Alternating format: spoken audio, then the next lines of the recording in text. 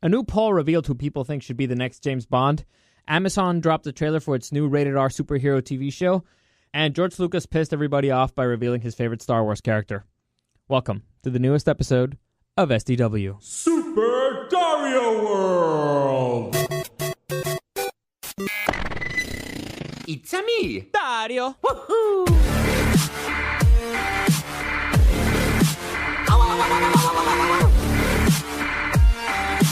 Let's go! So there's a lot to get into today, but before we get into it, let me remind you that the podcast is now officially on SoundCloud and YouTube. You can find it by typing in Super Dario World Podcast on the search bar. Still working on iTunes and iHeartRadio for all of you who are asking. I will update you as soon as it is available, but please subscribe to these channels because it'll make it easier to get approved on the other ones. As always, follow me on social media. You can find me on Instagram at Dario the Show. You can always contact me there with any comments, questions, or suggestions. The feedback is still great, and it continues to help me as I further develop this show. So let's get started.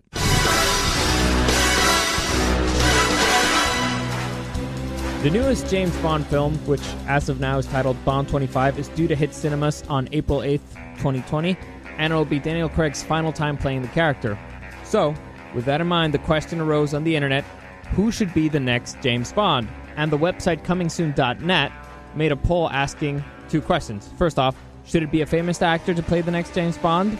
And which famous actor would you most like to see as James Bond? The results of the first one were pretty decisive, with most people saying that yes, it should be someone we've heard of. The second one is where things get interesting. The poll included several thousand people voting, and it gives you 11 actors from which to choose from. In the purposes of time, I will only break down the top 5, but here are the rest. Number 11, with only 1% of the vote, we have Chiwetel Ejiofor, who you may remember from Doctor Strange. He plays Mordo. Or from 12 Years a Slave, he plays the principal character of Solomon Northup. Number 10, with 2% of the vote, we have James McAvoy, who you may remember recently from Split, or he stars in the new X-Men movies. He plays Professor X. Number 9, we have Kit Harington from Game of Thrones with 3%, which, by the way, blah. Number 8, with 3% of the vote, we have Jamie Dornan from 50 Shades of Grey. Number 7, with 4% of the vote, we have Charlie Hunnam from Sons of Anarchy. And number 6, with 10% of the vote, we have Tom Hiddleston, who plays Loki in the MCU. So all of those guys are out. Now let's get into the top 5 actors and the results of the which famous actor would you most like to see as James Bond poll. And just to clarify, I grew up in the Pierce Brosnan era, so I'm partial to the clean-cut James Bond of the 90s, kind of, ridiculous. But I did appreciate Daniel Craig's version of James Bond. I thought that he was a real badass. You could actually see him being a dangerous brawler and a killer. Like, Daniel Craig is a guy that you actually look at and you consider, this dude could kick my ass. So a marriage between the two would be perfect. To me, that would be the ideal. The person who can bring that to life would be ideal. So here we go. Coming in number 5 with 11% of the vote, we have Michael Fassbender, who plays Magneto in the new X-Men films. And I have no idea why he was so low on this list. Out of the 11 guys they gave us, he was my pick. Because I think that right now, he's the best actor who hasn't won an Academy Award. And he's been nominated for a few. He was nominated for his performance as the villain in 12 Years a Slave, which I thought he should have won, but Jared Leto won that one. He was also nominated for Best Actor for his role as Steve Jobs. And I thought he should have been nominated for Shame. Shame is one of my favorite movies of all time. And I thought it was a shame that he wasn't even nominated. But anyway, I like him. He's a great actor. He has kind of that dark, charming, yet classy intensity that I think would be fun to see in the newest version of James Bond, because it would be a little bit different. So he was my personal pick. I thought it would have been great. People disagreed. So moving on. Number 4, we have Tom Hardy with 12% of the votes. And don't get me wrong, Tom Hardy is an amazing actor, but he would totally be miscast for this role. I can't see him as a clean-cut James Bond. I just can't. James Bond is usually a clean-cut guy. Tom Hardy is the opposite. He's got more of the bad boy look, like the rebel. So I can't see him. I have no idea how he got more votes than Fassbender or than Loki. But yeah, this would be a total miscast. Bad idea. And I know what some of you are thinking. Oh, he played the guy who wore the suits in Inception.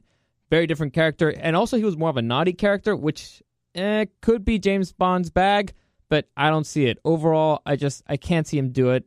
It wouldn't be the worst, but there are definitely better options out there. Moving on, for number 3, with 17% of the vote, we have Chris Hemsworth, who plays Thor in the MCU.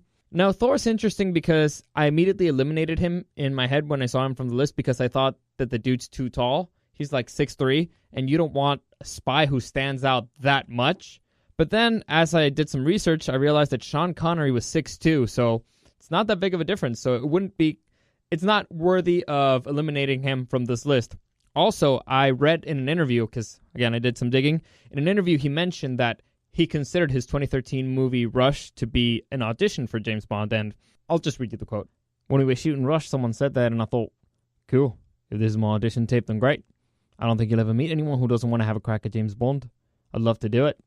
So there you go, straight from the horse's mouth. And honestly, if you see the movie, I can see it. I can see what he was going for, so it's not completely out of this world. I think he's a bit too goofy, but I've seen him do drama, and he's good at it. He's actually a really good actor, so not my first choice, but I think he'd do an okay job. He would be an okay James Bond.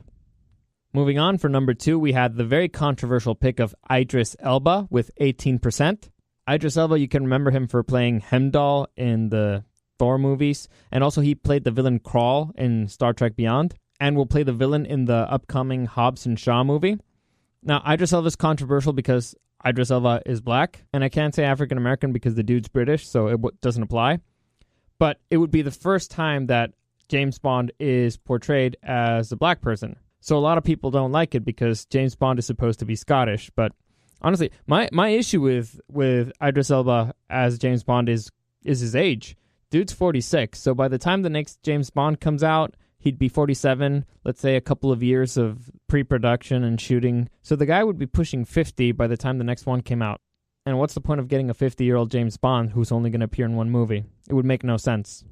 So, great actor, but not the best choice for James Bond. Which leads us with number 1 on which famous actor would you most like to see as James Bond poll.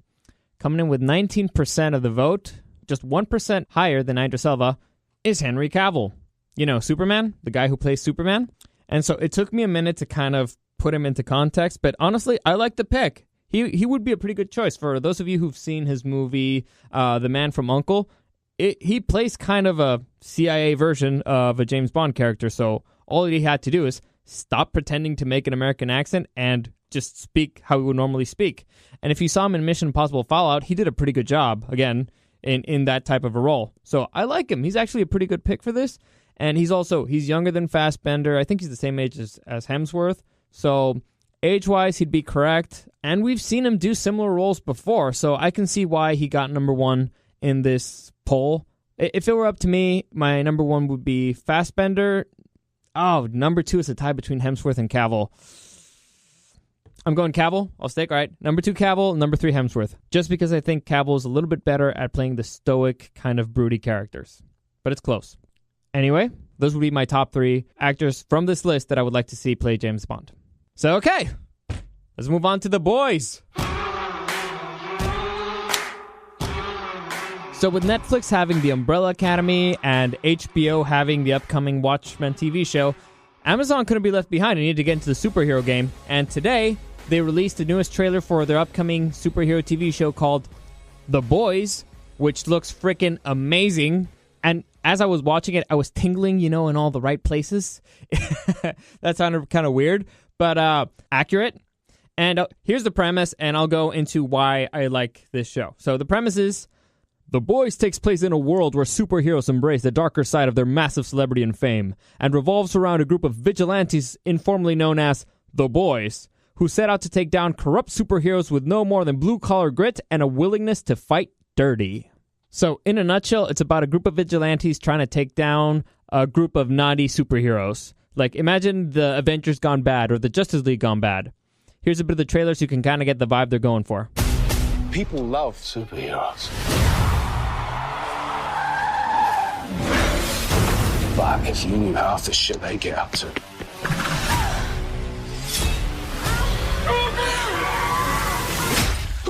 Fucking diabolical. That's where I come in. Come in to do what? Spank the bastards. How do you spank a superhero? Bang. So, the show looks freaking amazing. I highly recommend you watch the trailer. Just type in The Boys trailer on YouTube. You should find it right there. Because I had to cut a lot out of it. but it looks hysterical, and the show's going to be a hard R. So I think that's something the superhero world needed. There's too much PG-13 superhero stuff out there. We need a hard R. And with this time the superheroes being the bad guys, it's great. It's based off the comic book called The Boys, and it stars Carl Urban, who you may have noticed his voice on the trailer. He plays Éomer in the Lord of the Rings films. He also played Judge Dredd in the most recent version of it, and he also plays Bones in Star Trek. So I like him. I like his work. It also stars Elizabeth Shue, Chase Crawford, and the cast overall looks pretty good. But what I like the most is that it's being produced by Seth Rogen and Evan Goldberg, who together they created another comic book series called Preacher, AMC's Preacher, which is fantastic. If you haven't seen it, I highly recommend it. But they're teaming up with the creator of Supernatural, Eric Kripke. So I'm really excited. Those two shows I love. I love the premise. And also Amazon has quietly been creating some really high quality shows. Like Netflix has been going for quantity, but Amazon has kind of been pushing quality. It's been pushing shows that win awards. Like here's a few shows you might notice. Hannah was pretty good. The Tick, they have The Marvelous Miss Maisel, The Widow, Jack Ryan. So they're quietly starting to build up a pretty good library of content. So honestly, good for you, Prime. I'm excited. I'm excited for this one, and I can't wait to get more news on the upcoming Lord of the Rings project. Both of these sound amazing. Plus, the show comes free with Amazon Prime. So it's all good news all around, at least for Amazon. The series is set to hit Amazon starting July 26th, so any updates on that, I will keep you posted. All right, so let's move on to the funnest news of the day.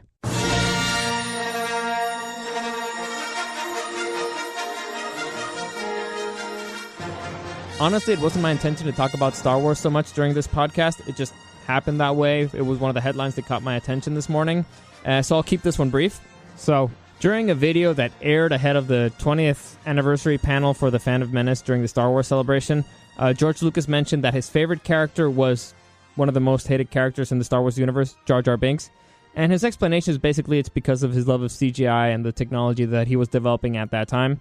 I get it. And I get why people hate that answer. But there's a theory out there that says that Jar Jar Binks was actually a Sith Lord or an agent of Darth Sidious the whole time, and that as the trilogy progressed, it would have been a surprise reveal, and maybe he would have played the Grievous character. Only people freaked out so much over Jar Jar and hated him so much that George kind of bailed out on that idea. Believe what you want to believe, but honestly, do yourself a favor and watch the prequel movies again, thinking that Jar Jar Binks is an agent of Sidious and that every single thing he does benefits him, and it makes it for a slightly more enjoyable experience. It's still not great, but honestly, you notice that there's a lot of things, every single thing Jar Jar does benefits Sidious in some way. And there's a theory that his fighting style is kind of a drunk foo thing, where it looks like he's useless, but he's actually doing useful things. So try it, don't try it, I don't care. Doesn't really matter. The movies are done now, and he didn't do it. However, reading this list did make me stop and think who my favorite characters are from each trilogy, and I decided to share it. So from the prequel trilogies, my favorite character is Obi-Wan Kenobi. I think Ewan McGregor does a fantastic job with him. Two of the best lightsaber duels in the whole franchise include Obi-Wan Kenobi, and I'm talking about the final fight with Darth Maul in The Phantom Menace, and the final fight against Anakin in the end of The Revenge of the Sith. So I love those two fights, and there's stories from the set of Ewan McGregor getting so into it, he was such a fanboy, that he actually made the noises for the lightsaber. So as he was fighting, he was going, vroom, vroom, vroom, and people kept telling him, Ewan, stop, we're going to add that after in post. And he was like, okay, and he still kept doing it. So I love that because I would totally be doing the same thing in his position. So I thought he did a great job. He's my favorite. He was the best one. His story arc, it made the most sense. It was well developed. It had issues towards the end, but, I think he did a great job. He did a great Obi-Wan Kenobi. Him and Natalie Portman are the main bright spots in that trilogy. Now, for the original trilogy, it has to be my boy, Han Solo. I love freaking Han Solo. Han Solo was my hero growing up, the lovable scoundrel. He was every single thing I wanted to be growing up. I was like, that is what a man should be. In fact, one of my favorite moments with Han Solo is when they're in Cloud City, Lando is walking them to dinner, and the doors open into this dining hall, and Darth Vader's sitting there, kind of waiting for them, so it's a trap. And I love Han Solo's reaction there, because he doesn't look at Lando and say, what, you betrayed us? Or what is this? Or he look confused. No, he immediately grabs the gun from his holster, pulls it out, and shoots him. Now, it's Darth Vader, so he was able to block it like it was nothing, but I love the fact that he didn't even think twice about it. Like, if Lando was pulling a prank on Han, it would have been hysterical because he would have just shot him. Didn't think about it. Oh, Darth Vader, boom, boom, boom. Lando would have been like, oh, shit, I was kidding, bro. You killed my employee. So, I don't know. I've always loved picturing that in my head. And, yeah, Han Solo. I love the guy. He has the most interesting arc there. The guy, you never know what he's going to do. He's kind of unpredictable, so he's interesting to see on film. And also, he has the best response to an I love you in maybe film history. No, actually, you know what? I'll give it to him. He has the best response to an I love you in film history. And for those of you who don't remember, Han was captured by Darth Vader. He's about to be frozen in carbonite, so he may or may not survive this. So he kisses Leia, and as he's about to get frozen, Leia says, I love you. And Han's response is, and again, remember, he might die. His response was, I know. So, cocky son of a bitch, man. I love him. I love him. He's my hero. Anyway, for the new trilogies, I was kind of conflicted because there's not that many interesting characters. Poe has his moments. Finn is kind of funny, but he's kind of an idiot. Rey is a Mary Sue, which is annoying. So, overall, my favorite character so far has been Kylo Ren, but it hurts me to say that because he killed my boy Han Solo. Killed him dead.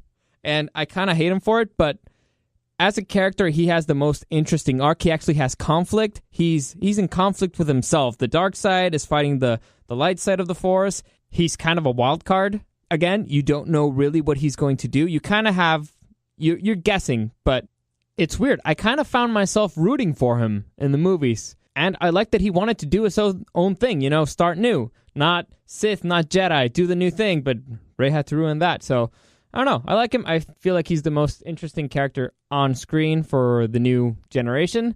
And I like Adam Driver. Like, do yourself a favor and watch the SNL skit of Undercover Boss where he's playing Kylo Ren undercover at Starkiller Base.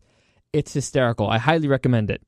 Anyway, those are my favorite characters from all the Star Wars trilogies, and that's it for today.